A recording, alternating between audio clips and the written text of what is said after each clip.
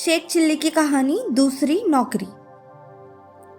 Hello, हाय, नमस्ते मेरे छोटे से नन्हे मुन्ने दोस्तों, कैसे हो आप सब। मैं आपकी होस्ट और दोस्त वंशिका आप सभी का तहे दिल से बहुत बहुत स्वागत करती हूँ मॉरल स्टोरीज इन हिंदी के चैनल पर। दोस्तों, जैसे कि आप जानते हो, मैं आपके लिए हमेशा चटकदार मज़ेदार कहानी लेकर आती हूँ। आज भी मैं ऐसी ही कोई मस्त प्यारी सी कहानी लेकर आई हूँ, तो चलिए सुनाती हूँ। शेख चिल्ली का काम में मन नहीं लगता था। ऐसे में सही से काम न करने की वजह से शेख चिल्ली के मालिक ने उसे नौकरी से हटा दिया। नौकरी जाने के कारण शेख चिल्ली बहुत दुखी था। अब उसे दूसरी नौकरी चाहिए थी, इसलिए वह दूसरी नौकरी की तलाश करने लगा। नौकरी की तलाश करते करते एक दिन वह एक सेठ के पास पहुंच गया। उसने सेठ से नौकरी मांगते हुए कहा कि मैं बहुत गरीब हूँ, मेरे पास जेब खर्च के भी पैसे नहीं हैं, इसलिए कोई भी काम मुझे चलेगा, बस आप मुझे नौकरी पर रख ले। वह सेठ बहुत चालाक था, इसलिए वह शेख चिल्ली को नौकरी पर रखने के लिए राजी हो गया। ऐसा करते हुए उसने अपनी एक शर्त भी रखी। उसने शेख चिल्ली से कहा कि मैं तुम्हें नौकरी पर रख लूँगा, लेकिन उसके लिए तुम्हें एक इकरारनामा लिख कर देना होगा। इकरारनामे में यह लिखा जाएगा कि अगर तुम अपने मन से नौकरी छोड़ने की बात करोगे तो मैं तुम्हारी नाक और कान कटवा दूंगा। शेख चिल्ली राजी हो गया, लेकिन उसने भी अपनी एक शर्त इकरारनामे में लिखवाने को कही। शर्त यह थी कि अगर सेठ खुद से शेख चिल्ली को नौकरी से निकालेगा तो शेख चिल्ली उसके नाक और कान कटवा देगा।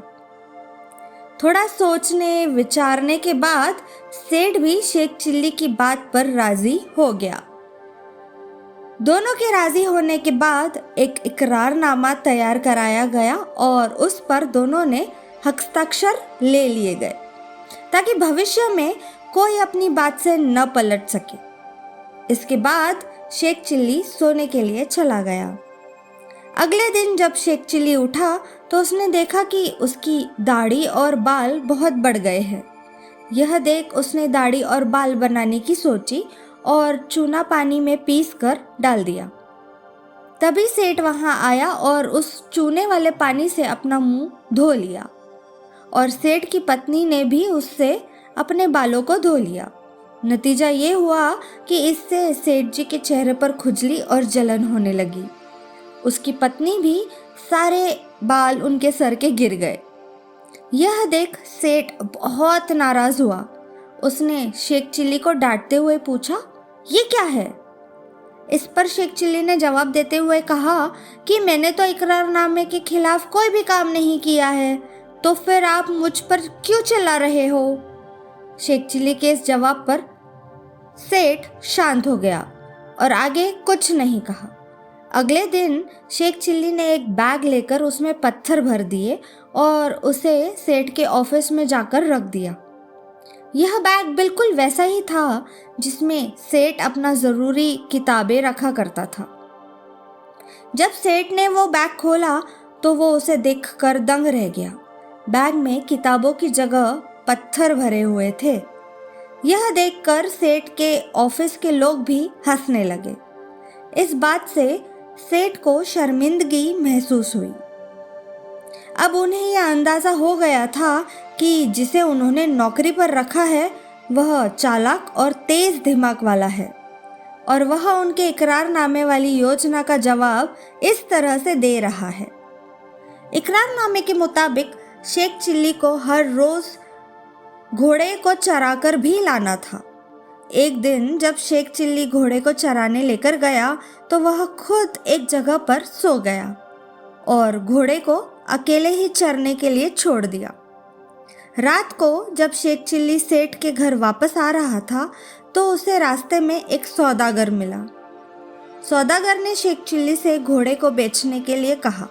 शेख चिल्ली और सौदागर के बीच 40 रुपए में सौदा तय हुआ।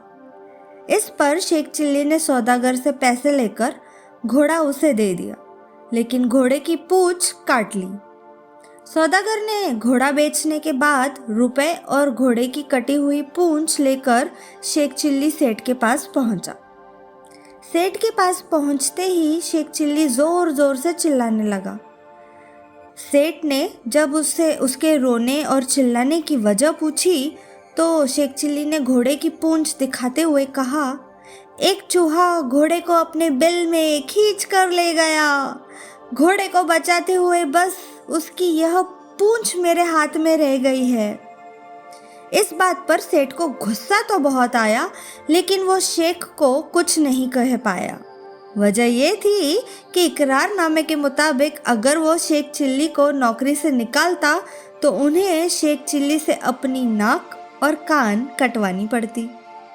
इकरारनामे के इस बात का भी जिक्र था कि शेख चिल्ली हर रोज सेठ के घर में जलाने के लिए लकड़ी लेकर आएगा। ऐसे में तय हुए काम के अनुसार जब शेख चिल्ली लकड़ी लेकर आया, उसने घर में रखी और लकड़ियों को भी आग लगा दी। इस दौरान सेठ मंदिर गया था। जब वो वापस आया तो जला हुआ घर देखकर वो काफ़ी दुखी हुआ। उन्होंने शेख चिल्ली से कहा, तुमने मेरे घर में आग क्यों लगाई? अब मैं तुम्हें नौकरी पर नहीं रखूँगा।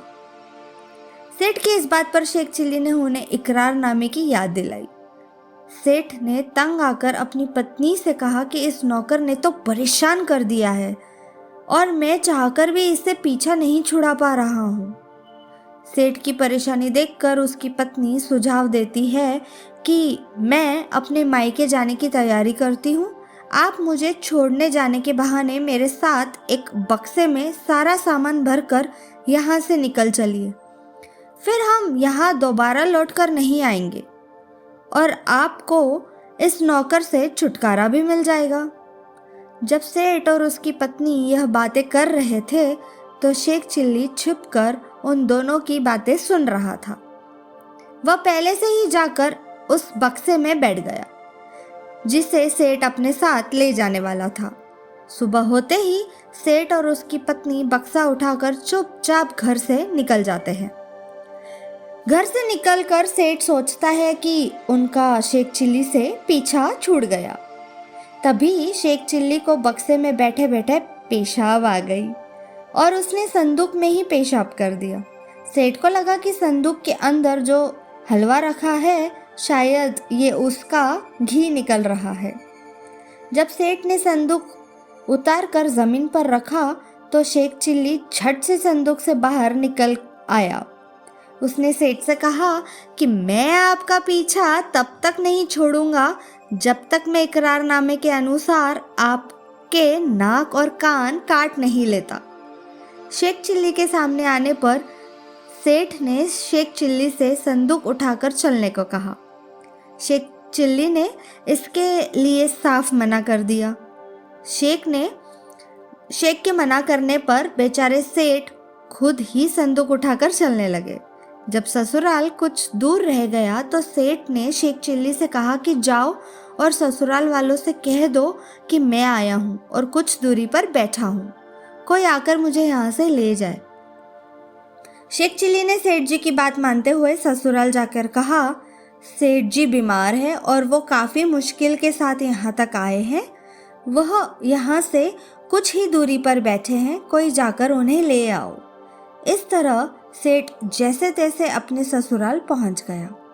ससुराल में जब खाने का वक्त आया तो सेठ के सामने बिना तड़के वाली दाल रखी गई। वहीं शेख चिल्ली को अच्छे पकवान परोसे गए। इसके बाद रात को सेठ को जब पाखाना लगा तो सेठ जी ने शेख चिल्ली से कहा कि इतनी रात को कहाँ जाएंगे, यहाँ तो हंडी रखी है, उसमें पाखाना कर लीजिए। सेठ जी ने शेख चिल्ली की बात मानी और ठीक वैसे ही किया। सुबह जब सेठ ने शेख चिल्ली को वह हांडी फेंकने को कहा तो शेख चिल्ली ने मना कर दिया। लाचार सेठ खुद ही वो हांडी उठाकर फेंकने चला गया। लेकिन जैसे ही वो घर की चौखट पर पहुंचा, ठोकर लगने से हांडी छूटकर नीचे गिर गई और आसपास सभी लोगों पर पखाने के छींटे पड़ गए। इस पर सभी लोग सेठ से दूर होकर थू-थू करते हुए भागे। कहानी से क्या सीख मिलती है दोस्तों? इस कहानी से हमें ये सीख मिली कि शेख चिल्ली की दूसरी नौकरी कहानी बहुत कुछ सिखाती है। इसमें सबसे महत्वपूर्ण बात यह है कि अधिक चतुराई कभी कभी खुद पर भारी पड़ जाती है। तो दोस्तों, कैसी लगी आपको हमारी आज की ये मज़ेदार कहानी? मुझे कमेंट्स करके ज़रूर बताइएगा। मैं वादा करती हूँ मेरे नन्हे मुन्ने दोस्तों से कि मैं फिर मिलूंगी ऐसे ही चटकदार मज़ेदार कहानी के साथ। तब तक आप भी एक वादा कीजिए कि आप अपना ख्याल रखेंगे। मेरा वादा मैं निभाऊंगी, प्रॉमिस। मैं फिर आऊंगी एक कहानी लेकर। तब तक के लिए टेक केयर, बाय बाय, अलविदा।